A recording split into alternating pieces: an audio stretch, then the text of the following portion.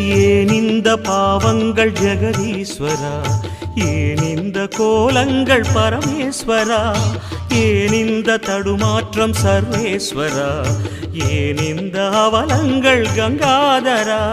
மூன்றாவதாம் உன் கண்ணையே நீர் திறப்பீர் உலகுயவே. ஆதி அறியாமலே வாழ்ந்து வரும் வாழ்விலே ஆசைகளின் ஆட்டமே பாரு. வாழ்க்கையில் சாவியும் ஆழியில் வீழ்ந்ததே, வழி என்பதென்ன இனி கூறு.